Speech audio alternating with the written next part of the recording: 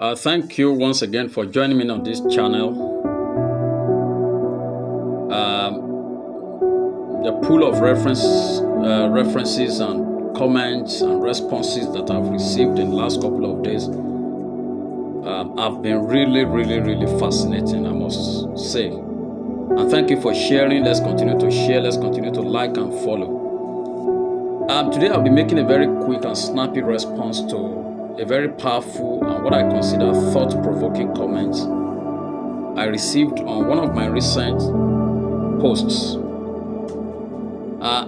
In that post, I had suggested that the three predominant Nigerian languages, Igbo, Yoruba, and Hausa, be made compulsory in Nigeria in the interests of unity and national cohesion, especially at the elementary and early year of secondary education. Now, someone in that response really got me thinking. And as you can see the comment on the screen, we can all agree that there are grievances. Some of them are latent. Some of them do not come to the open. And these are silent cries that we must respond to. Some of them are not silent, but they are never heard. So when I read that comment, I found it both fascinating and really awakening. And that comment struck me because it confirms a painful reality for me, especially about our country.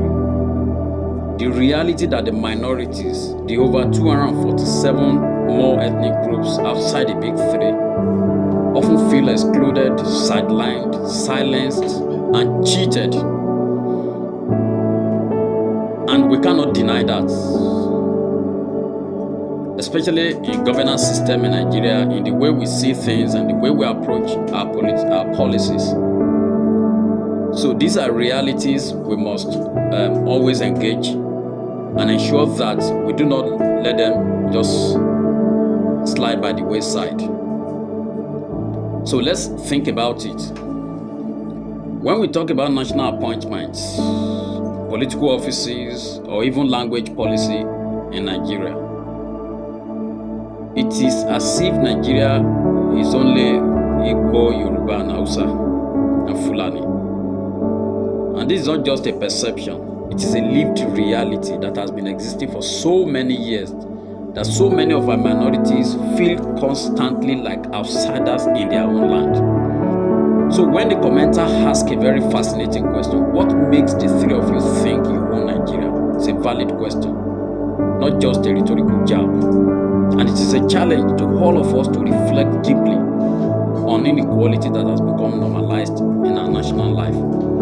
Just before I continue, I want to introduce us to this book by Professor Ehosa Osahai, a professor of political science and history in the University of Ibadan, The Crippled Giant, Nigeria Since Independence. I think it is worth reading. It is something I think we should check in the bookstore and have in our library.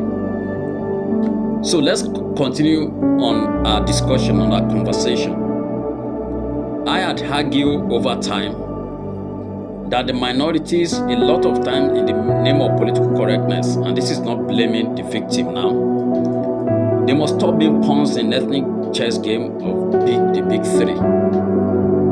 Too often for me, when it suits them, especially the big three, they will claim to speak for all Nigerians and all of us.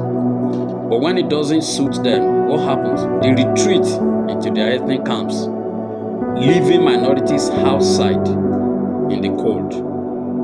And that is why I say that the minorities themselves must stop being spectators.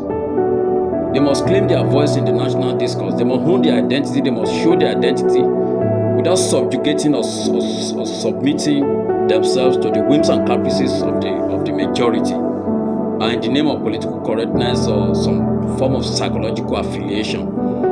The Benin is a big language, the Joy is a big language, Shekiri is a big language, Igala is a big language, and big ethnic groups. In the Kanuri Empire, we talk about the various other empires, the Tiv, we talk about the Jonkos, we talk about the Efik, the Biobios, the Queries, and so on and so forth. So we must all understand this, that no culture, no language, no ethnic group is superior or inferior to another. It doesn't matter whether you are Igbo or Yoruba or Igbo or whatever you are. Every culture carries, for me, equal dignity, equal value, and equal civilization. Yes, this history of those civilizations may differ, but again, we must measure progress by the size of our character. So Nigerian greatness should not come from privileging a few groups over the rest, and that exactly is the comment that responder was making. The heritage matter, however large, however small we are, those cultural heritage, those cultural identities, those cultural groups are what make Nigeria a beautiful place. That diversity of culture, of language, of people, of places, of location, of ideas is what makes Nigeria one of the best countries in the world. And the minorities must show this in the way they carry themselves within the groups they belong. So I believe that the Nigerian project is not just and must never be an ethnic project. It is not Yoruba versus Igbo or Igbo versus Hausa or vice versa.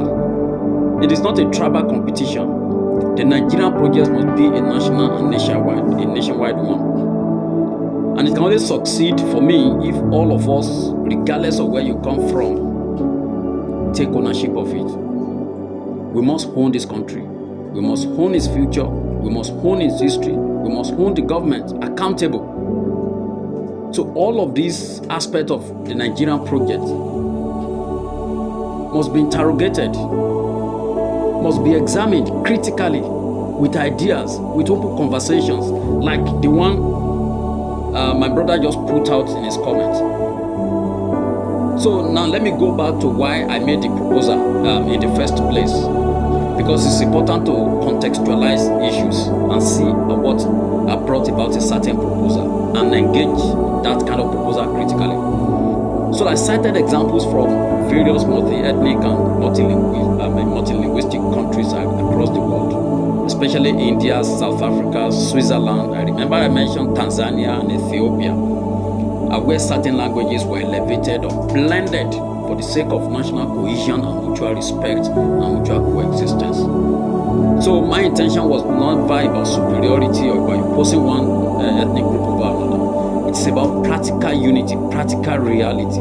So Nigeria desperately needs something that will tie us together beyond the English language, beyond colonial legacies and heritage. Language is one of the strongest tools for building a shared identity.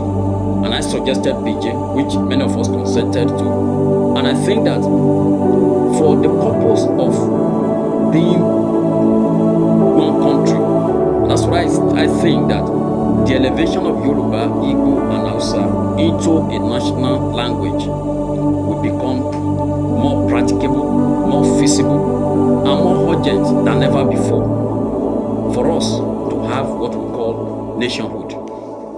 Now let us forget the rhetorics. We have to look at, again, the economies of language. In the modern world, for example, language is capital. We cannot deny that. So countries benefit enormously from linguistic skills. So we have to communicate in the language that we share, and we become more productive, more competitive, and more united. So that's why I think making the big three a national language, minorities cannot be silenced in the process. That's why I suggested again that the states will have to ensure that all of those minority languages are made compulsory, because it is not only the Igbo man that schools in Igbo states. It is not only the Shekiri man that schools in the Shekiri state. So many of the states in Nigeria are diverse in terms of the constitution, the human constitution. So that makes it very easy that if you make, for example, a Shekiri compulsory in the state where it is, then it becomes easy for interaction, for growth. So I want to speak to the minorities again. I go back to the whole idea of affiliation, the psychological affiliation, and subjugating yourself within the context of where you belong.